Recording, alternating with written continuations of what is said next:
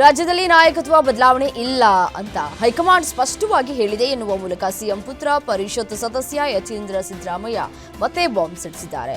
ನನ್ನ ತಂದೆಯೇ 5 ವರ್ಷ ಮುಖ್ಯಮಂತ್ರಿ ಆಗಿರ್ತಾರೆ. ರಾಜ್ಯದಲ್ಲಿ ನಾಯಕತ್ವ ಬದಲಾವಣೆ ಇಲ್ಲ ಅಂತ ಸ್ಪಷ್ಟವಾಗಿ ಹೇಳಿದ್ದಾರೆ.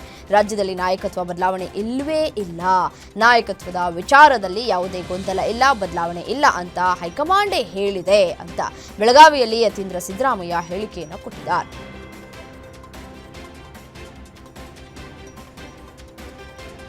ನಾಯಕತ್ವ ವಿಚಾರವಾಗಿ ವಿಧಾನ ಪರಿಷತ್ ಸದಸ್ಯ ಯತೀಂದ್ರ ಸಿದ್ದರಾಮಯ್ಯ ಅವರ ಹೇಳಿಕೆ ಬಗ್ಗೆ ಮುಖ್ಯಮಂತ್ರಿಗಳು ಉತ್ತರವನ್ನ ನೀಡುತ್ತಾರೆ ಅಂತ ಡಿಸಿಎಂ ಡಿಕೆ ಶಿವಕುಮಾರ್ ಪ್ರತಿಕ್ರಿಯಿಸಿದರು. ಬೆಳಗಾವಿಯ ಸುವರ್ಣ ವಿಧಾನಸೌಧ ಹಾಗೂ ಸರ್ಕಿಟ್ ಹೌಸ್ ಬಳಿ ಮಾಧ್ಯಮಗಳ ಪ್ರಶ್ನೆಗಳಿಗೆ ಶಾಂತ ರೀತಿಯಲ್ಲಿ ಉತ್ತರವನ್ನ ಕೊಟ್ಟಂತಹ ಡಿಕೆ ಶಿವಕುಮಾರ್ ನಡೆ ನಿಜಕ್ಕೂ ಹಲವು ಅನುಮಾನಗಳಿಗೆ ಕಾರಣವಾಗಿದೆ.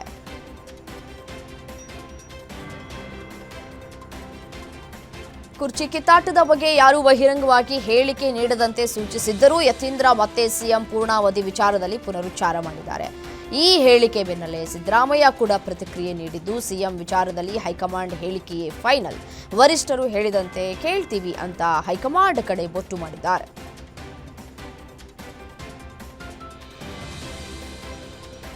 ಬೆಳಗಾವಿ ಸರ್ಕ್ಯೂಟ್ ಹೌಸ್ನಿಂದ ಹೊರಬಂದ ಸಿದ್ದರಾಮಯ್ಯ ಹಾಗೂ ಪುತ್ರ ಯತೀಂದ್ರ ಮಾಧ್ಯಮದವರ ಮೇಲೆ ಗರಂ ಆದ ಪ್ರಸಂಗ ಕೂಡ ಕಂಡು ಬಂದಿದೆ.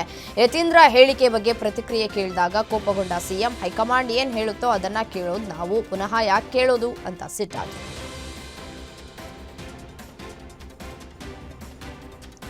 ಸಿಎಂ ಬದಲಾವಣೆ ವಿಚಾರದಲ್ಲಿ ಮತ್ತೆ ಯತೀಂದ್ರ ಹೇಳಿಕೆ ಹಿನ್ನೆಲೆ ಬೆಳಗಾವಿಯಲ್ಲಿ ಶಾಸಕ ರಂಗನಾಥ್ ಪ್ರತಿಕ್ರಿಯೆ ಕೊಟ್ಟಿದ್ದಾರೆ. ಈ ಬಗ್ಗೆ ಹೈಕಮಾಂಡ್ ಗಮನ ಹರಿಸಬೇಕು. ಹೈಕಮಾಂಡ್ ಹೇಳಿದ್ದನ್ನ ಪಾಲಿಸುವುದು ನಮ್ಮ ಜವಾಬ್ದಾರಿ. ಹೈಕಮಾಂಡ್ ನಿರ್ಧಾರಕ್ಕೆ ಬದ್ಧ ಅಂತ ಸಿಎಂ ಅವರೇ ಹೇಳಿದ್ದಾರೆ. ಹೈಕಮಾಂಡ್ ಹೇಳಿದ್ದನ್ನ ಪಾಲಿಸುವುದಾಗಿ ಡಿಸಿಎಂ ಕೂಡ ಹೇಳಿದ್ದಾರೆ. ನಾವೆಲ್ಲ ಹೈಕಮಾಂಡ್ ನಿರ್ಧಾರವನ್ನ ನಿರೀಕ್ಷೆ ಮಾಡ್ತಾ ಇದ್ದೇವೆ ಅಂತ ಹೇಳಿದರು.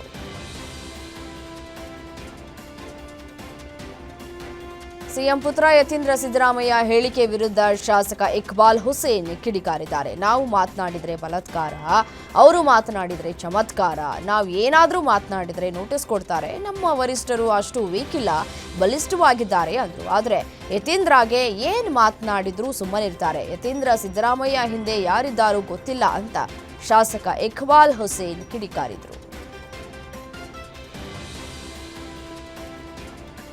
ಯತೀಂದ್ರ ಸಿದ್ದರಾಮಯ್ಯ ಅವರ ಹೇಳಿಕೆಯಲ್ಲಿ ಸಿಎಂ ಆಪ್ತ ಸಚಿವರು ಸಮರ್ಥನೆ ಮಾಡಿಕೊಂಡಿದ್ದಾರೆ. 2028ರವರೆಗೂ ಸಿದ್ದರಾಮಯ್ಯನವರೇ ಸಿಎಂ ಆಗಿರ್ತಾರೆ.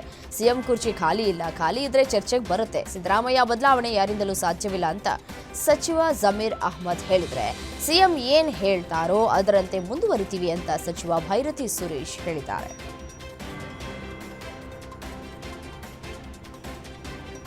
ರಾಜ್ಯ ಕಾಂಗ್ರೆಸ್ನಲ್ಲಿ ಯಾವುದೇ ಗೊಂದಲ ಇಲ್ಲ ಅನ್ನುತ್ತಲೇ ಮತ್ತೆ ಕುರ್ಚಿ ಕದನದ ಬೆಂಕಿಯ ಜ್ವಾಲೆ ಜೋರಾಗ್ತಾ ಇದೆ. ಯತೀಂದ್ರ ಸಿದ್ದರಾಮಯ್ಯ ಹೇಳಿಕೆ ರಾಜ್ಯ ಕಾಂಗ್ರೆಸ್ನಲ್ಲಿ ಕೋಲಾಹಲವನ್ನೇ ಸೃಷ್ಟಿಸಿದೆ. ಮುಖ್ಯಮಂತ್ರಿ ಹುದ್ದೆಯಲ್ಲಿ ಯಾವುದೇ ಗೊಂದಲವಾಗಲಿ ಭಿನ್ನಾಭಿಪ್ರಾಯವಾಗಲಿ ಇಲ್ಲ, ಎಲ್ಲವೂ ಸ್ಪಷ್ಟವಾಗಿದೆ. ನಾಯಕತ್ವದಲ್ಲಿ ಯಾವುದೇ ಬದಲಾವಣೆ ಇರುವುದಿಲ್ಲ ಅಂತ ಹೈಕಮಾಂಡ್ ಸ್ಪಷ್ಟವಾಗಿ ಹೇಳಿದೆ. ನನ್ನ ತಂದೆಯೇ 5 ವರ್ಷ ಸಿಎಂ ಅಂತ ಹೇಳಿ ಡಿಕೆಶಿ ಟೀಮ್ ಕೆರಳುವಂತೆ ಮಾಡಿದ್ದಾರೆ.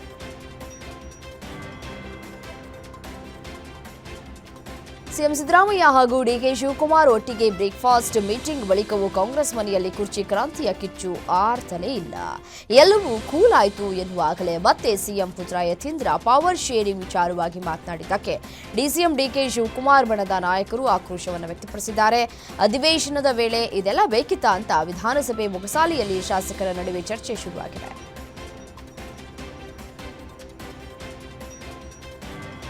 ಕಾಂಗ್ರೆಸ್ನಲ್ಲಿ ಪವರ್ ಶೇರಿಂಗ್ ಪಾಲಿಟಿಕ್ಸ್ ಮತ್ತೆ ಗರಿಗೆದರಿದೆ.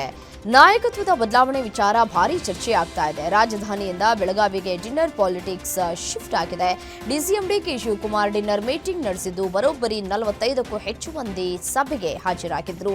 ಸಹೋದರ ಡಿಕೆ ಸುರೇಶ್ ಕೂಡ ಬೆಳಗಾವಿಗೆ ಬಂದಿದ್ದು ಭಾರೀ ರಣತಂತ್ರವನ್ನೇ ಎಳೆದಿದ್ದಾರೆ. ಮತ್ತೊಂದು ಕಡೆ ಸಿಎಂ ನೇತೃತ್ವದಲ್ಲಿ ಅಹಿಂದ ನಾಯಕರ ಡಿನ್ನರ್ ಮೀಟಿಂಗ್ ಚರ್ಚೆ ಸದ್ದು ಮಾಡ್ತಾ ಇದೆ. ಚಳಿಗಾಲದ ಅಧಿವೇಶನದಲ್ಲಿ 3 ದಿನಗಳ ಕಾಲ ಉತ್ತರ ಕರ್ನಾಟಕ ಭಾಗದ ಸಮಸ್ಯೆಗಳ ಚರ್ಚೆಗೆ ಮೀಸಲಿಟ್ಟಿದ್ದು ಗಮನ ಸೆಳೆಯಿತು. ದಕ್ಷಿಣ ಕರ್ನಾಟಕ, ಉತ್ತರ ಕರ್ನಾಟಕ ಭಾಗದ ಶಾಸಕರೆಲ್ಲರೂ ಈ ಭಾಗದ ಸಮಸ್ಯೆಗಳ ಬಗ್ಗೆ ಮಾತನಾಡಿದ್ದು ವಿಶೇಷವಾಗಿದೆ. ಇಲ್ಲಿನ ನೀರಾವರಿ ಯೋಜನೆಗಳಿಗೆ ಬೇಕಾದ ಅನುದಾನ, ಮೂಲಸೌಕರ್ಯಗಳ ಕೊರತೆ, ಶೈಕ್ಷಣಿಕ ವ್ಯವಸ್ಥೆ ಸುಧಾರಣೆಗಳ ಬಗ್ಗೆ ಗಮನವನ್ನು ಸೆಳೆದರು. ದಕ್ಷಿಣ ಕರ್ನಾಟಕಕ್ಕೆ ಕೊಡುವಷ್ಟೇ ಒತ್ತನ್ನ ಈ ಭಾಗಕ್ಕೂ ಕೊಡುವಂತೆ ಶಾಸಕರು ಸರ್ಕಾರಕ್ಕೆ ಆಗ್ರಹಿಸಿದ್ದಾರೆ.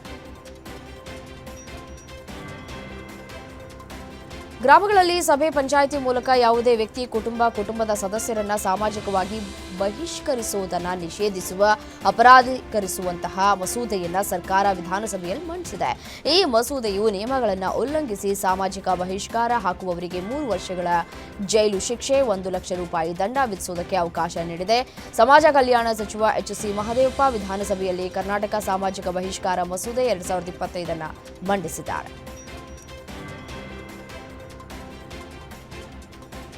ಉತ್ತರ ಕರ್ನಾಟಕದ ಶಾಸಕರು ಭಿಕ್ಷುಕರಂತೆ ಅನುದಾನಕ್ಕೆ ಭಿಕ್ಷೆ ಬೇಡಬೇಕು. 100 ಬಾರಿ ಭಿಕ್ಷೆ ಬೇಡಿದ್ರೆ 10 ಪೈಸೆ ಕೊಡ್ತಾರೆ. ಅನುದಾನ ಹಂಚಿಕೆ ತಾರತಮ್ಯದಿಂದಲೇ ಪ್ರತ್ಯೇಕ ರಾಜ್ಯ ಕೊಡಿ ಅಂತ ಶಾಸಕ ರಾಜು ಕಾಗೆ ಸದನದಲ್ಲಿ ಕಣ್ಣೀರಿಟ್ಟರು.